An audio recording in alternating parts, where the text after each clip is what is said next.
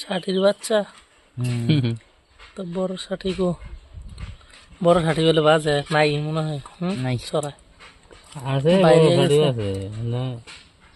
পুঁটি মাছ রে, বোয়াল মাছ আছে মনে হয় সরাই। পুঁটি মাছ রে ধাওয়ায় দেখা যায় মাঝে মাঝে। মাছ শাল মাছ আছে, শোল মাছ আছে, শোল শালে এনে ধাওয়াইয়া খায়। পুঁটি মাছ দিয়ে উপরে এবারে ফাল বাইরে ওঠে।